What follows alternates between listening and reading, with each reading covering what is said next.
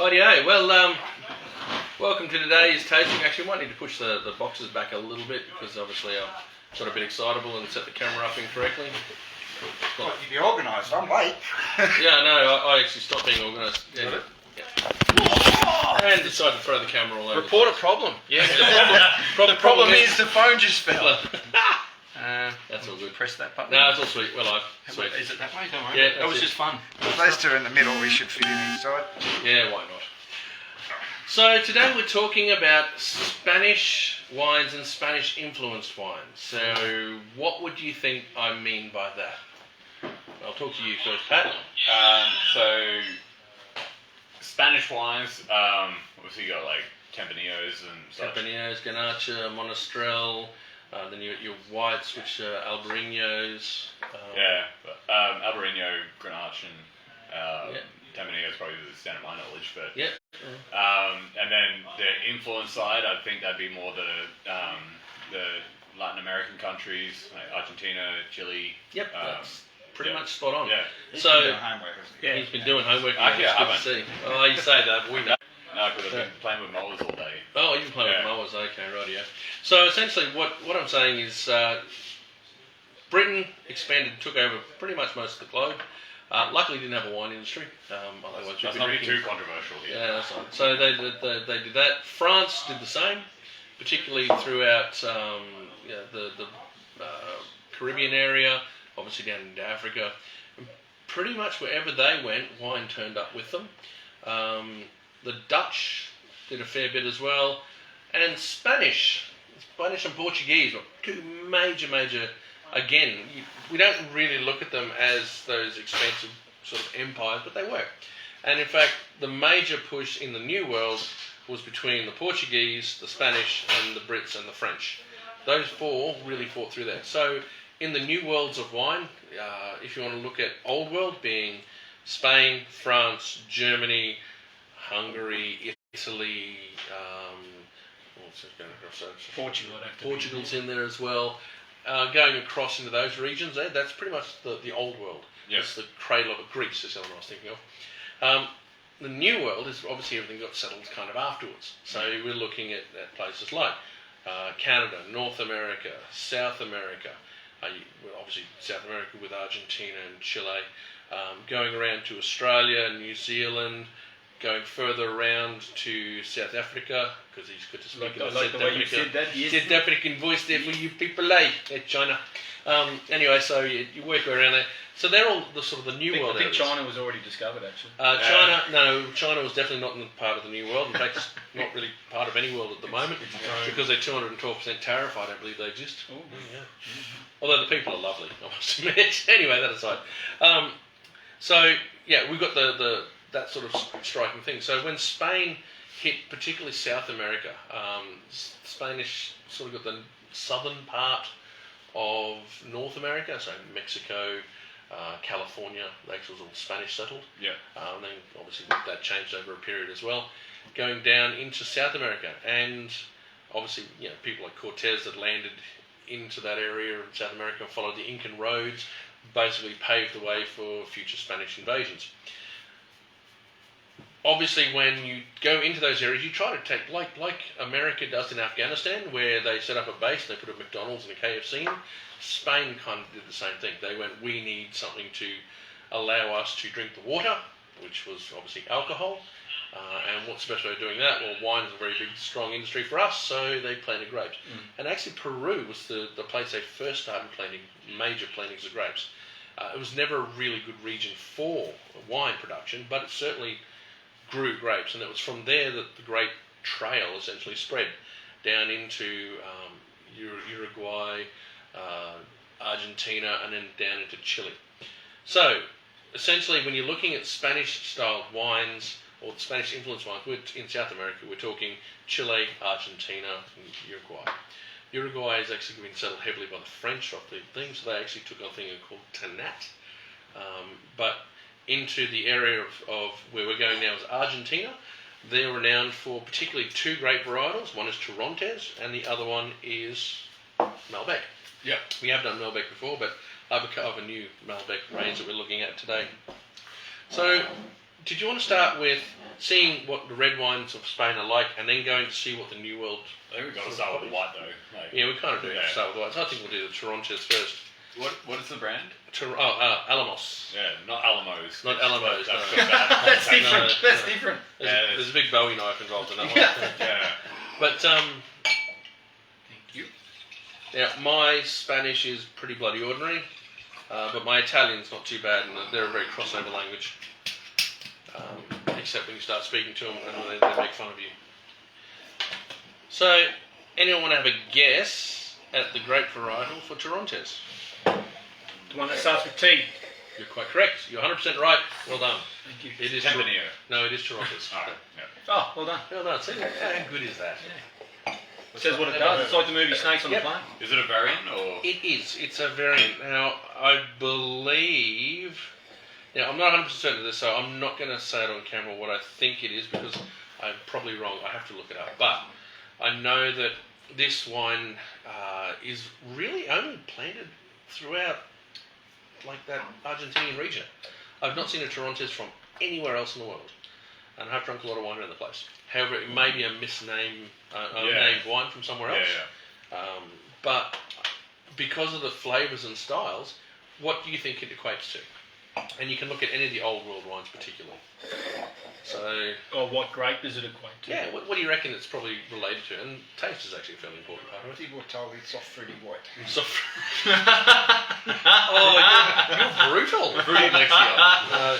No, definitely not sweet enough for Fruity Lexia. It's very, a lot of fruit to it. Though. Yeah. It is. It's Yeah, the nose is just pungent, isn't it? Really, really expressive. What's a really It's strong like white? it's like a Pinot or Riesling or. No. It's got the acidity for the. One of the super sweet ones. It's got lots of green apple to it, and it's got lots of like.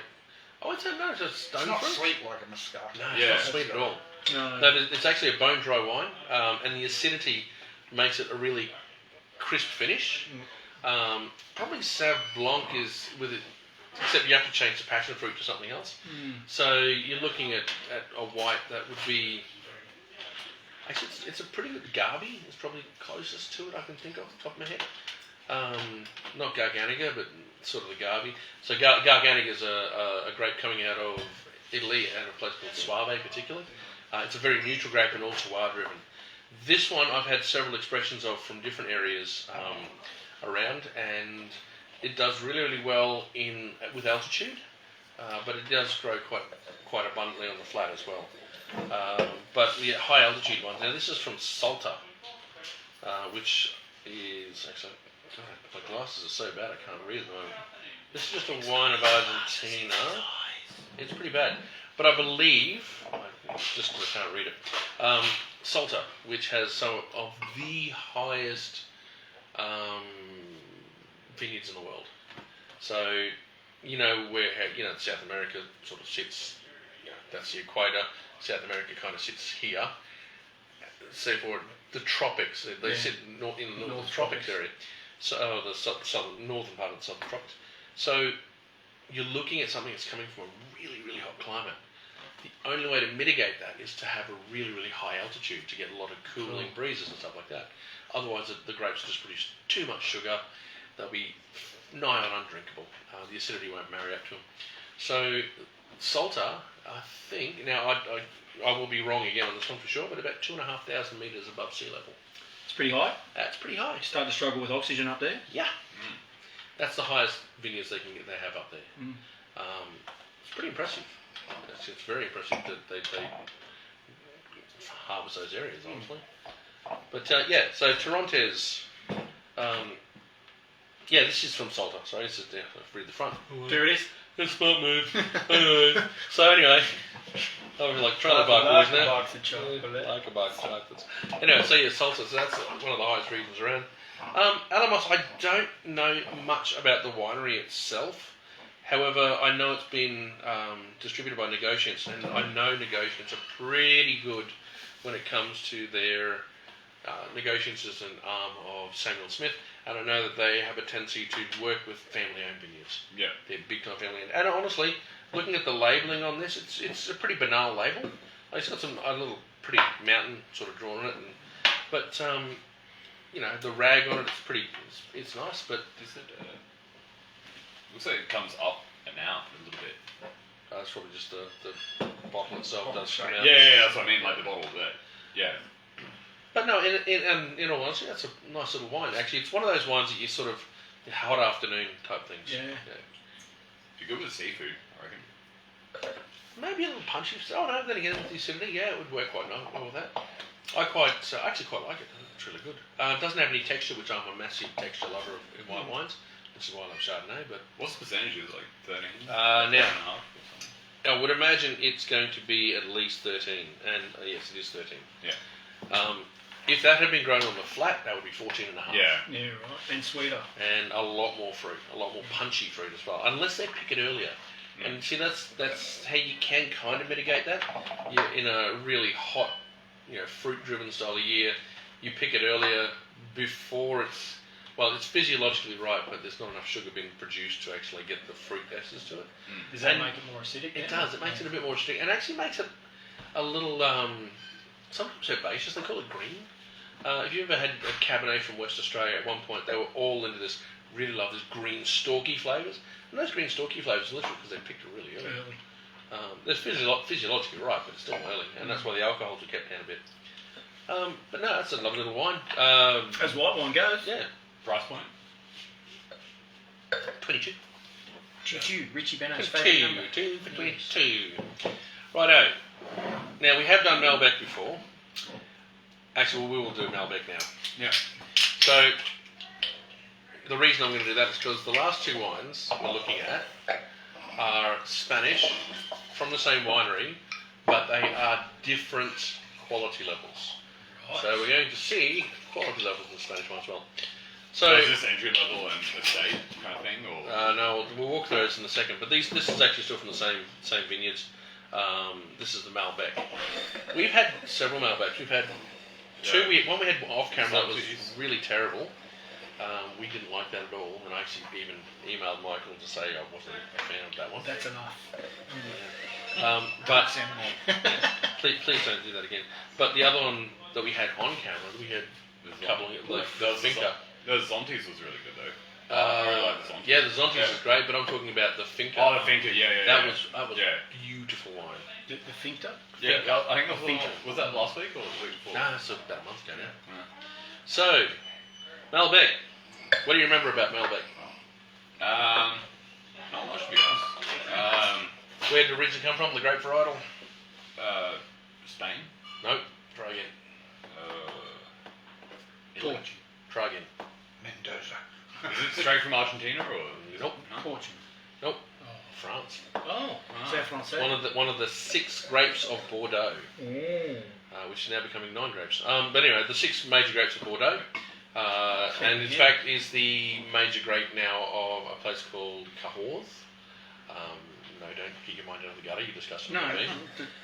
Cahors is notebook, but there you go. Kahors, Cahors. So yes. Big thing that happened in Spain was phylloxera came through and destroyed France's vineyards, like all of them, every single one. Bordeaux was just getting hit with it so badly, and they needed to produce wine. So Bordeaux was a negotiant-driven area in France. In the 1855, in Napoleon's time, that was the wine to buy. If you were going to drink, you were going to drink Bordeaux. That was it. Burgundy was good, but Bordeaux was the king. Anyway, so they needed to create, they needed wine. They needed wine desperately. So what they ended up doing was they sent negotiants or traders into the northern parts of Spain, a particular place called Rioja, which we're going to look at in a second.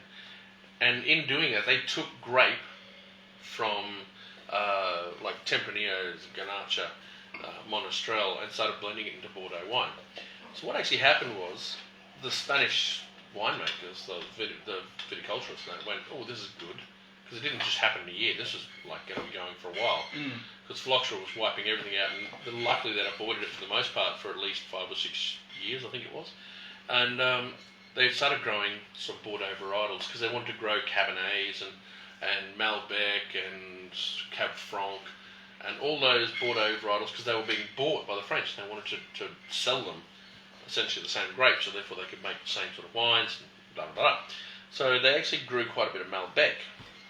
And at that period, that's when they went overseas as well, and they took cuttings overseas and planted there. So that's how Malbec sort of got its way into Argentina.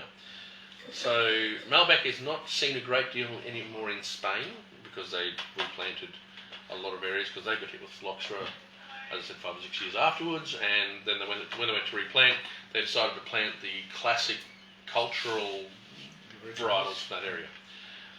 It's kind of a weird thing. It's like literally it's like an etch-a-sketcher where you've just gone and start again. But they were just trying to work off what they had written down in the journals for those regions. So anyway, so we have Malbec. So Malbec, I love the smell of Malbec. Really punchy nose. Yeah, really punchy, like purple fruits and not dark, but this really bright, vibrant nose. This is one of, I think we had this, the first time we had this was actually in barbecue wines. And true. quite rightly, this is a cracker of barbecue wine. Yeah. Oh, It's really easy drinking. oh, that's lovely. Just a sausage on a bit of white bread off you go. Yeah. Bit of Marty. It's not huge acidic, it's No. quite light. Yeah, You you said acid. The acidity is actually not ridiculously high, which is good because we don't want high acidity in this kind of wine. But the fruit, if you were going to look at the next step above this, the fruit would be much punchier. And this is where the Finca Reserva actually comes in. It's got a lot more punchy fruit in there as well, but it's also a lot denser. This is a little lighter, a little bit more towards your easier drinking sort of styles of Malbec. But it's lovely. It's just and the nose is just so expressive. So, Chatty. I like it. I think it's good. I think a steak would go really well with it. I've already eaten dinner today, but I think I want a steak and some chips. How do you eat dinner today? You eat 1 meal a day or something? Yeah, I've eaten my meal for today. Okay. Yeah. I do like it, actually. Yeah. I think it's very tasty. And it does smell quite good as well. Like when you put your nose into it, you get something out of it. It's always been a struggle when you get something, like I know I'm having a great wine when I stick my nose and go, oh, hey there, good as that. It can be sometimes really detrimental when you go, how good is that? And you drink it and you go, oh, what happened? Yeah. No, I don't think this does that. I was actually about to say that. I think you smell it, it goes alright, and then you put it in your mouth and it still goes. Follows up with Yeah. it. So that's it's a It cracker. can go the other way, but Yeah, Thinking there's of a lot of something ones that I'm not smell gonna like it. awesome. And then try it and go, oh, actually, I do like that. Yeah. Well, I feel like some of them just the smell over delivers.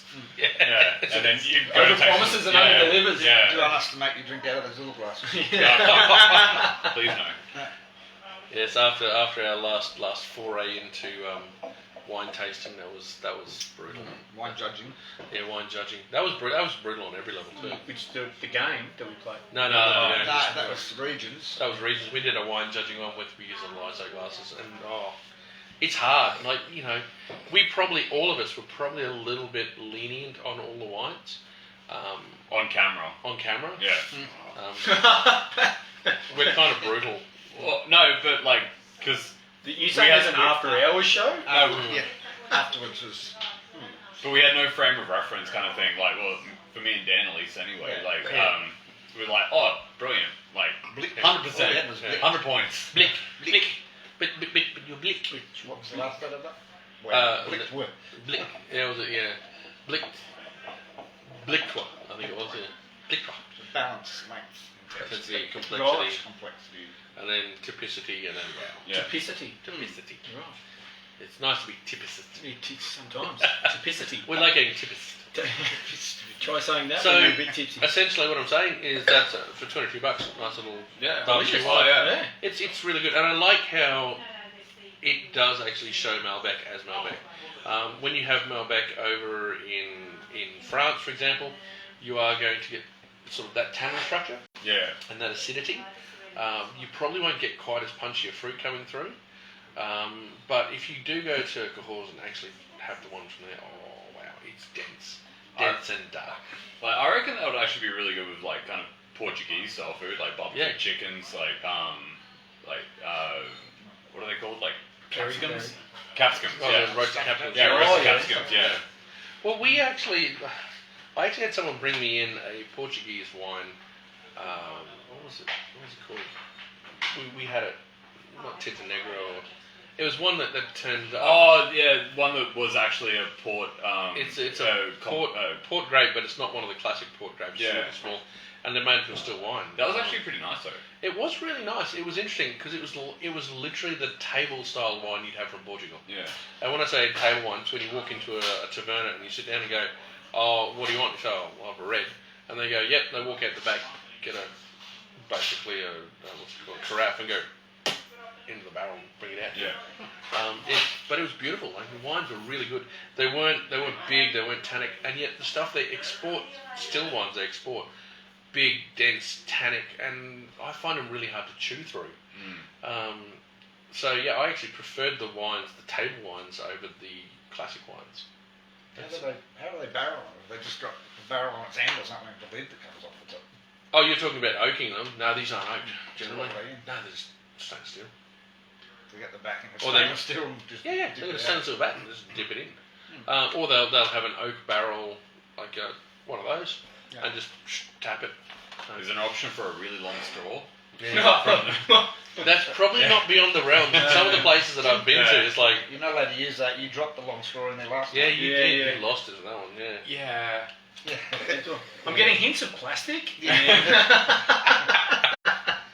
Rightio. Well, sorry, I just really enjoyed that one.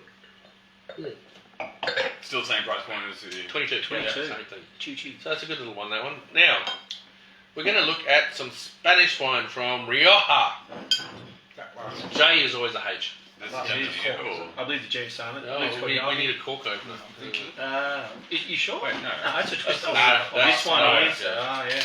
So, for starters, okay, well that's a perfect example. You got two wines from Conde Valdemar. How would you tell that they're different, or which one would be better? Sorry, I'll just get a cork for you. Cork is a very, very good indicator. You might notice a couple of other words on there that are similar. So they've got the same Rioja with the name Conde Valdemar, and then underneath that they've got Crianza and Reserva. Crianza and Reserva. Sorry, Crianza. And 2011 versus 2016. Yeah. Well, the Reserva. Well, obviously actually, means 2016 and 2011, depending on what we're talking about. So, Yeah.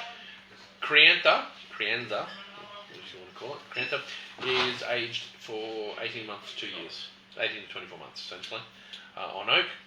Reserva is aged 18 to 24 months, and then beyond that, you've got another level, which is called Grand Reserva, which is 30 months and up. So, Crianza. But that doesn't mean like months. No. That just means it's been in the Crianza or it's right. been in the keg for You're right. a while. So where you've got so Spain also was into Mexico, and you've got reposada, which is reposada means rested. So literally they've taken the spirit and they've rested it into barrel for I think it's 6 to 8 months. That went to I now know what Yeah, my yeah, step-uncle's last name means. Yeah. His last name is Reposada. Oh really? Oh, Yeah. rest- So he's rested. He does rest a fair bit, actually, He now does, that I yeah, think he about does. it. Again, like the movie Snakes on a Plane, he says what it does. Yes. Reserva is actually a term. It's not like we use reserva or reserve. It's actually a term that is protected by the INAO and the EU and obviously the Spanish CDC essentially. They so reserva means it must be aged for a certain period of time. That period of time, and it can only. Here are some of the rules. Okay. The rules to be from Rioja. It has to be from the 3 regions of Rioja. Either Rioja Alta, Rioja Alavesa, or Rioja Baja, which has now been renamed Rioja Orient. It has to be from those 3 regions. It can't be from anywhere else. Can't buy grapes in all from that region there. The to be any appellation to it, so a DOC in this case, it has to actually be less than 50. I'm going to have to remember this right now.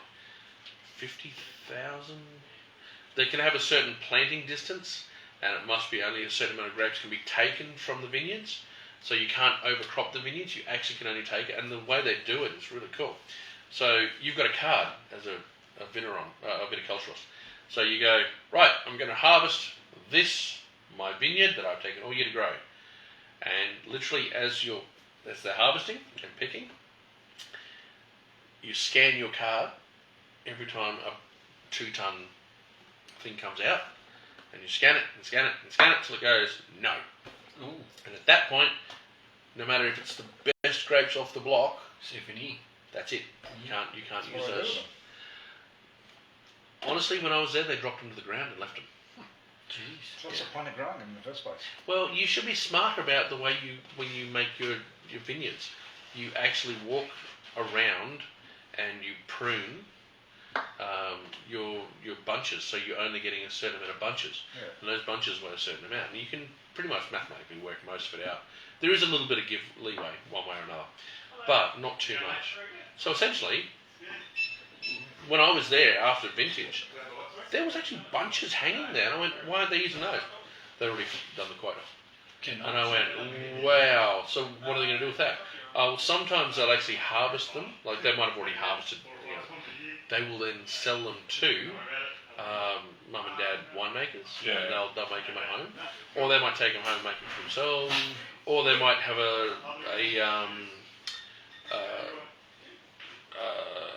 like a relationship with a restaurant, and they'll make it and give it to the restaurant, and they'll pay for it, but they won't be paying the top end prices. Yeah, right. The prices are actually set, and therefore to get those prices and to make sure that ensuring that quality, you have to follow those rules. So, for the most part, those rules are followed. So there's only a certain amount of litrage can come off. You can have so many hectolitres, probably 55 hectolitres or something like that to a hectare.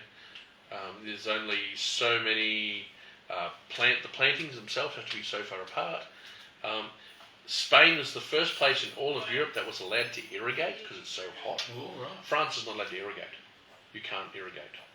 Will that be changing soon with the... No. Really? No. Everyone talks about dry grown over there, and they really harp on about dry grown. But there's no changes with that. In fact, this is something pretty amazing and pretty major. In Bordeaux, where I said they have the 6 classic varietals, they've now allowed 6 more grapes. Actually, there's actually 8 classic varietals, 2 white, 6 red. There are now 6 more going in there. One of which is Touriga Nacional from Spain. In fact, pretty much I think they're all Spanish grapes coming in there, and they're all to do with climate change. Oh, really? Because they realise that they're hardy grapes. Yeah, they're hardy grapes. They'll handle the heat a lot better. Yeah. And it still allows them to produce their Bordeaux wines under the AOC appellation, and that's a pretty massive thing. So that's a pretty big call. For them to change their rules after Yeah. all this time. So they don't think it's a myth. no, they really don't. Well, yeah, Probably watching their grapes drop off and over-ripen and... Well, they're basically seeing Champagne become a fruity region. Something that's never happened before. Yeah. So, for starters, the packaging as well. There are... Now, I don't believe there are rules around the closure, but if you're going to put a cork in, generally it means you're going to be... It's usually a higher priced wine. But I do believe, because I know that I've had reserves that are screw caps, but if they're exporting it to China or places like that, they will need a cork. Is that What because about they like use that new cork, or does it have to be the old cork, like cork? Portuguese cork, or just cork really. Yeah. But like, because that one's like a fatter, shorter angle on it. That one's Cheaper like bottles. so that one's the more expensive style bottle Punch. with a larger punt. Yeah, and that one's punch. He's Heavier glass, larger bottle. He's almost nut. Yeah. Yeah. Flat. You find that with a lot of New World wines because we're not really that concerned about entry or the mid-range or entry-level bottles because people are buying them and just drinking them quickly. Heavier bottles usually indicate more price because you're paying a lot more. So, and I don't know the prices, but assume that's say 20 cents a bottle. That'd be like 80 cents to $1. So you're really paying. And that because it's designed to sit in there for longer and be around a lot longer? Like that one's designed to be open and gone, and whereas this one, someone would buy it and hold on to it a bit longer? Or Possibly, yeah. Well, it's mainly to do with the fact that it's the marketing of it, the production is a heavier bottle. Like if you buy a $200 bottle and you pick up one that's light glass, you go, oh, It's cheap. feels cheap. You know, and also that's why the packaging, if you're looking on over there, packaging on those is usually fairly schmick. There's not many of those wines that are going to go, oh, pretty ordinary packaging. So, However, I prefer to be able to see the bottle. yeah, I know. Oh, trust me, I would too. Stock take mix. It's so much easier. Well, we don't know what he is though. It doesn't say on the outside cover. No, and we've had customers move things around over the years. So, I believe Elderton is fixing that issue for us. So, yeah, That would be good. that'd be nice. But yeah, so anyway, so this is a Crianza. It is Tempranillo. You may have Tempranillo and Grenache in that in Rioja, but it must be Tempranillo dominant generally. That's the general rule. I'm not sure 100% certain about the. You might be able to have 100% Rioja Grenache too, but I haven't struck it. There's actually about 12 to 15 different grapes in Rioja region. A lot of them are blending grapes that can go into it, but the dominant one is generally Tempranillo. It's when they grow the most. Funky nose on it. It Yeah. does. Yeah, I thought it was nearly off when I first smelled it. it's not as sweet as that one for sure. No. But now you're looking at an old world wine, so you're not looking at bright, punchy, big, punchy fruit. In fact, when you start looking at the old world, and this is what's a good giveaway. That one was vibrant. It had a fleshy palate. It had upfront fruit. And was nice. Yeah, this one's way back. Way back. This one is a lot more restrained. It's not a fleshy palate, No. but it does have fruit to it. But it's not a punchy fruit that goes through. And this is what you find in the old world generally. Reminds me of the Black Books when he's like, "There's 3 different types of wine. There's that's all right," or there's "Oh no, that's wrong," or there's the third and rare type, which is "Oh, that's wrong." Oh, actually, that's not too bad. Bernard Black on wine. Yeah. I love that one where he's making the wine. Oh yeah. There's this great hint of oak. He runs outside, grabs a branch from the tree, and just shoves it in the bottle. I guess. It feels like it's got like a meaty kind of. You're definitely having dinner. Yeah, Yeah. it is quite meaty, and no, it's quite confronting in comparison to the last ones. It's got which that were level good. grade. That's Well, like I if reckon. that's standing around a barbecue having a glass of red, that one's sitting down. There's a knife and fork. Yeah, you None probably of it didn't is make that. paper or plastic. Yeah. Definitely needs food. Some sort of cloth serviette. Yeah. Could probably go back to where it came from, I reckon. Not a fan? I'm really not a fan of old world wine generally. Dan said no. It's got a lot of like tertiary notes as well. I Yeah. reckon that one and that So, one together would be a one of the things that happened when I was in Spain was I found there were essentially 2 major types of wineries. And this is going to be something that we'll just keep between us, okay? So just you, me, and the rest of the world. If it ever gets out, I'll probably get in trouble and never be allowed in the countries again. But there was basically 2 kind of wineries I had. One is ones that were really finicky about following every practice and procedure, and they were ones who, made sure the barrels were topped up at all times. Happy birthday. Yeah, making sure that there was no reductive characters in their wines, and surprisingly, they were mainly the bigger houses that were doing that. The smaller houses there's some great wines coming from some of the smaller houses, but I did go to a couple of wineries where it was like, come have a look at your barrel room. And we walk into the barrel room, and they literally pulled the cork off, and so they pulled the cork out, which you sort of went, okay, and then they dipped the thing in to draw some wine off from the barrel taste, and it went down a fair way before it actually got water. Right. So therefore, you're oxidising your wine pretty quickly. Yeah, And it's not necessarily a great thing. And in fact, after trying several wines, particularly Grand Reserves, which are 36 months old, I was just like, I don't like them. I really don't like them. They're oxidised. They're all tertiary notes. I really didn't enjoy them. And then I went to a couple of wineries, like bigger wineries. And when I walked in, the barrels, it was sitting there. And on the top of the barrel, where the bung is, there was actually a glass stopper. And with a bowl on top of the stopper, it was sealed as well. And in that was wine. So they actually kept it over full. They actually made sure that it was topped at all times. And therefore there's no oxygen getting into the barrel. And therefore you're not getting those eggy or oxidised notes coming into it.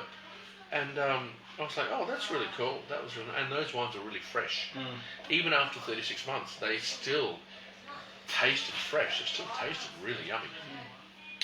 So this is one that it's got a fair bit of oxidation, or micro-oxidation. It's got that aged character to it. I think that's just the flavour that I don't. Not a big doesn't- fan It's of not it. your favourite, Dan. It's definitely not. No. I have actually had that. Still got reasonably deep colour. There's no brickiness to it. There's I still reckon there's a herbal like. quality to it as well. Try it. Try it. Dig your way through it. Yeah, it reminds me of kind of like a Merlot kind of earthy. Earthy sort of characters. Yeah. Well, have a guess what the alcohol is. 13.8. 12.5. 13.5. Which is good. Which is I don't think I've poured a wine out before at a tasting, but this one's. Whoa! Where is the spittoon? well, it's a beer glass over there. No. Of what? The one No, that I really because don't You're like. working me. No, go away. Go back to work. Bring us Boss. cheese, slave. Yeah, we need some cheese. Boo. So I'm interested to taste this one now. Like if that one had tertiary notes and it's 20, like what was it, 18? 2016. Yeah, and that was 2011. And this is a reserva, so this has been aged for. Hopefully it's been aged better. Oh, it's dark. So is it going to be really oaky or? Should be. They don't generally whack a huge amount of new oak onto this. They might whack it onto new oak for, 8 months or so, but and then they'll change it. Oh, Dan's Dan. face. Can just rewind at home and watch Dan's face. Do it again. Okay. Oof, that's different. Oh, it is different. Oh. It's not the same as the other one, for No. sure. All those people that think that we're going back to the Malbec after this tasting. I might even go back to the white. I want all the way back. This is pretty brutal, isn't it? Yeah. It's almost Quite pungent. It's almost not petrolly, but it's definitely like Fusel. fusel. Yeah. Fusel. But not Kerouish. Yeah. It stings Like a bit. petroleum. Mm. Yeah, it's a different type of. So do you think that's a higher alcohol than the last one? I'm going to say higher. I'd have to taste it, damn you. It's got those kind of fortification kind of notes to it. Like It's got a lot of black fruit to it. I don't think it's fortification. No, I don't think it's any higher. I don't think it's any higher. No, it's not higher at all. 13.5. This is a hard draft for a New World palate. So I can safely say I believe that if you had opened that wine in anywhere in the old world, and even some of the top end restaurants around the place, that's exactly what you'll be getting. So I'm not going to the old world then. Not for you. But no, there's. So this one it's probably got. It's got less oxidative notes than that one. Yeah. I think they've actually spent more effort with this, but it's obviously 9 years old, 10 years old now, so it's going to have oxidative notes. What's the lifespan on something like that? Well, this is where I fall out of favour with a lot of my colleagues. The lifespan of that supposedly is Because I reckon this is coming to the end of the song. 15 to 20 years. They say it can go for longer, but I'm like, okay. But yeah, I think, yeah. I was going to say, if anyone, the guys at home that you bought this one, tell us what you think of it, because from an Australian New World palate, it's a hard ass. It's brutal. It's a hard Like, if you poured that in a dinner actually party, getting you used to kind it of go, now, like- After a few mouthfuls, I'm getting kind of used to it. Yeah, but because it's killed your taste buds. yeah. Oh, to be fair, I think the smoking did that well before I got a hold of alcohol. I'm glad I still smoke now. Yeah. Yeah, even I'm struggling with that. Struggling? Good. I'll tell you what though, that'll be the perfect wine for doing a blind tasting, trying to figure out where it's from. I can tell you, I can tell you straight away. Spain, Grand Reserva, tick. See, I didn't think Spain ever, like, I always Reserva tick. I always thought, like, Spain was a lot more fruitful. Fruit-driven. It is. Yeah, rather than the rest of, like, the old one. Okay, if we're going to compare this to a French, let's just say a big Bordeaux styled wine, the fruit in this Yeah. would be a lot less. Yeah. A lot less. Yeah. You'll be looking at some subtlety and some blackberries and some So what juviness, would it but taste like this kind of level, with less fruit? yeah. Dan's out. I'm out. Yeah, Dan says no. I really wanted to go to Italy at some stage. Dan- Oh no, Italy Dan is just good. wants a carton of Lambrusca right now. Where's that soft fruity white we were talking about? Fruity Lexia. This Oh. must be fresh dry red then. Fresh dried, yes. Yeah. Special dry red. Special Yeah. dried. Yeah, look, so Very dry. it is very drying and it really requires food. Yeah. Really requires food. But with some sort of really heavy cheese or something. Yeah. Steak. Again. Again. So much steak tonight. Yeah. Brilliant. Or, what's it, olio, which is Spanish stew. Delicious, actually. Sounds alright. Lots of chorizo, lots of Chorizo. onion, lots of paprika. Oh, what's that tomato one they do? Passata? No, tomato, Spaghetti bolognese. yeah, no, it's like a stew. Olio. It starts with G. Oh, okay. Gorgon, no. No, That's no. cheese, isn't it? Gorgonzola. Yeah, it's like a cold, Gazpacho. It's gazpacho, yeah. I tried that. I got a bit of a shock with that. I tried it. Went.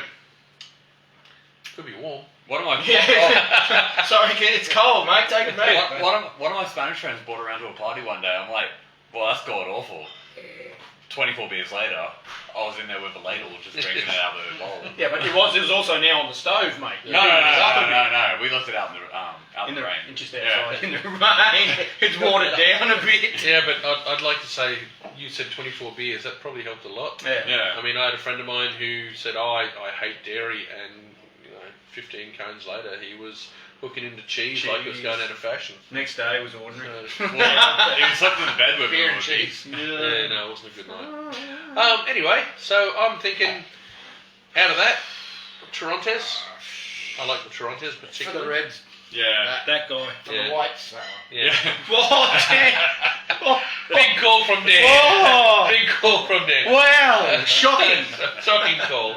I will say that, look, we're going to have to sit down and review these wines off camera. I almost wish I hadn't answered my phone when you rang earlier. Yeah, sorry about that.